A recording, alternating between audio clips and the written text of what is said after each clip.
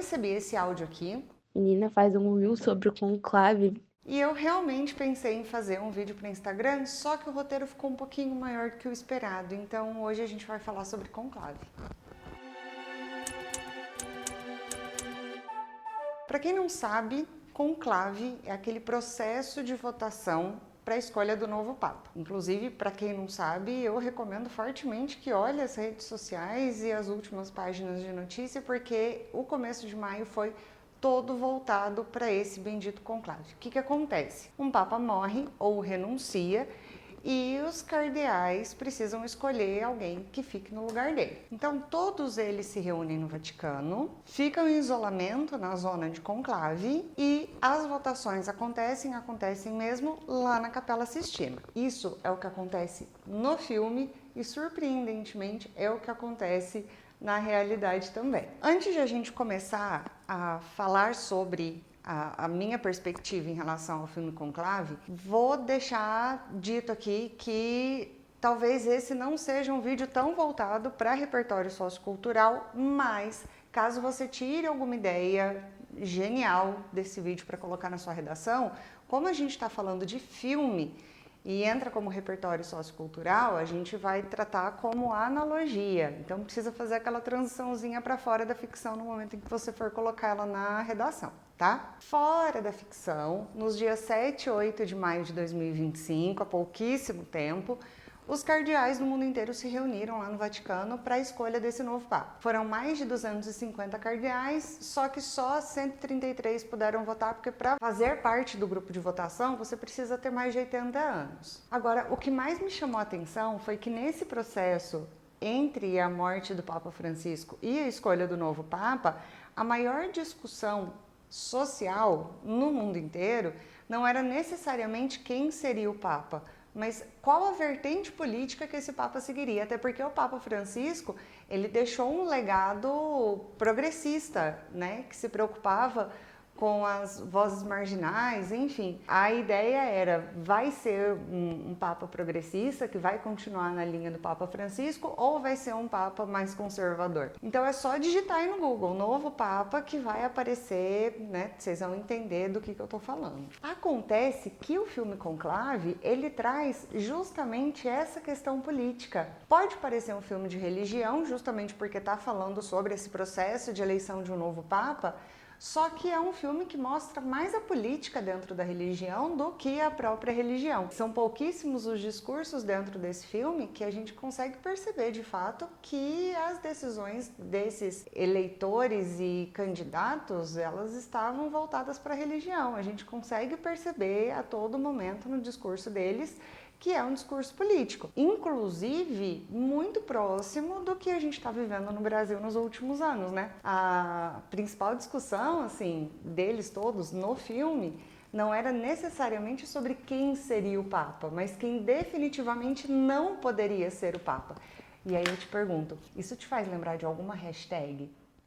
E aí, vendo as opções, né, que eles tinham de quem poderia ser e de quem não poderia ser de forma alguma, eles começaram as panelinhas, né? Então a gente tem que trazer esses votos pra gente, essas pessoas que estão no centrão, elas têm que vir pra gente, porque ele não pode ir de jeito nenhum. Um trecho muito legal que eu acho que faz toda a diferença de a gente parar para refletir é um trecho que o Bellini, que no começo do filme ele é um dos principais apontados como próximo Papa, dessa panelinha principal, queria que o Bellini tivesse sido eleito desde a primeira votação.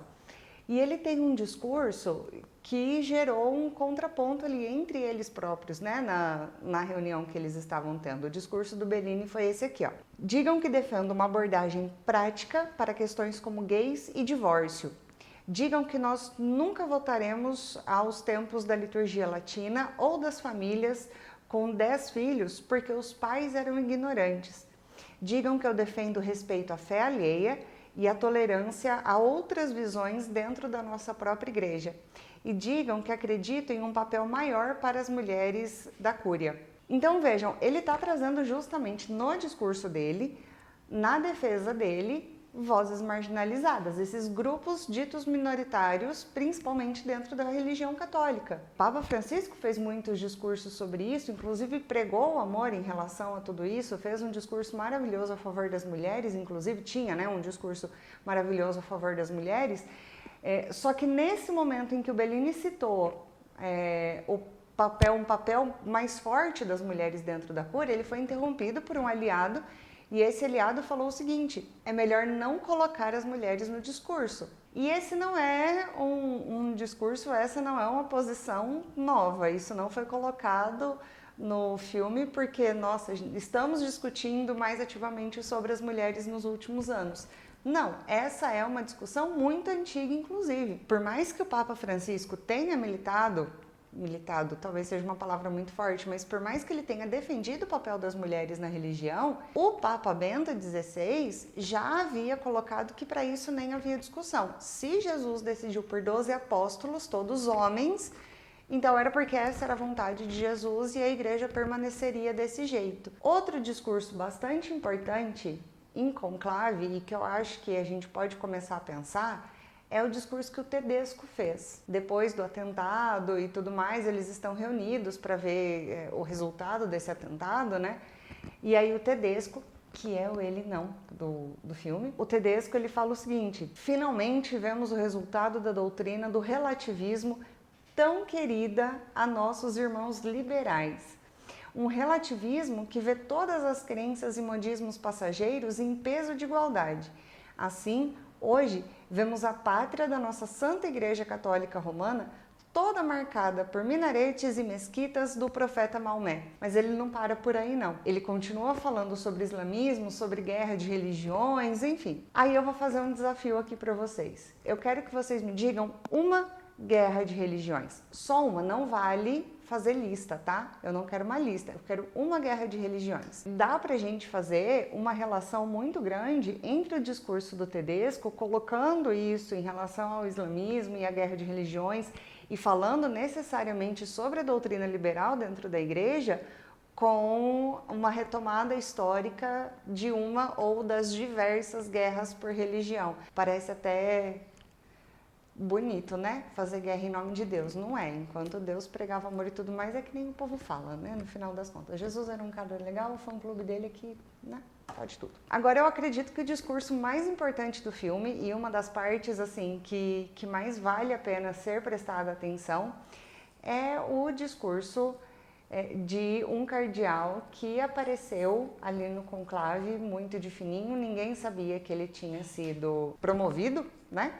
Para estar ali, e lá estava ele. Todo o processo de promoção dele foi feito em segredo pelo antigo Papa, mas enfim, reconheceram a legitimidade do negócio e ele estava ali participando de tudo. E quando o Tedesco faz esse discurso de ódio, esse novo cardeal ele se posiciona. E aí o discurso dele é bastante interessante porque é muito o que, fora da ficção, o Papa Francisco fez. Né? E eu vou colocar um adendo aqui porque foi o Papa que mais aproximou, inclusive e talvez principalmente, quem não era da religião católica para o amor, né? Para a união entre a comunidade. Assim. Então, esse discurso ele é muito próximo, ele é muito verossímil do que o Papa Francisco, por exemplo, diria. O discurso dele é o seguinte: meu irmão cardeal, com todo respeito, o que sabe sobre a guerra? Servi meu ministério no Congo, em Bagdá e em Cabul. Vi cadáveres feridos, enfileirados no chão, sejam cristãos ou muçulmanos. Quando diz que precisamos combater, o que acha que estamos combatendo? Os homens iludidos que levaram a cabo os atos terríveis de hoje, lembrando que eles acabaram de passar por um atentado. Não, meu irmão. A luta está aqui. E aí ele coloca a mão no coração. A luta está aqui. Dentro de cada um de nós. Quando cedemos ao ódio e ao medo, quando falamos de lados, uma vez de falarmos de cada homem e de cada mulher. E assim, ele chegou ali bem de fininho, foi legitimado e tudo, e ele fala: essa foi a primeira e a última vez que eu estive entre vocês.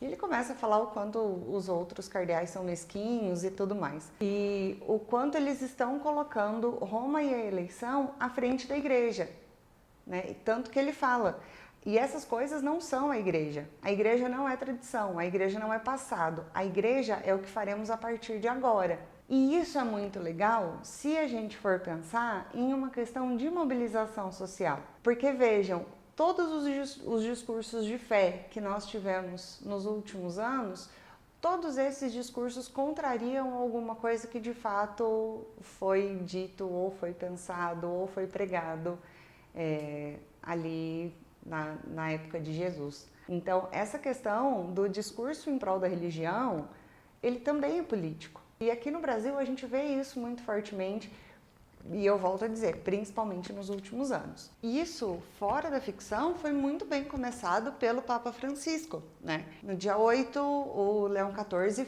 foi eleito como novo Papa. Alguns pontos me fazem acreditar que ele seja um cara de centro, assim, ele não é nem extremo conservadorismo, nem extremamente progressista, assim. Primeiro que ele escolheu Leão XIV em homenagem a Leão XIII, e Leão XIII focava justamente na questão da justiça social, né? Então, bem, temos aí um ponto legal.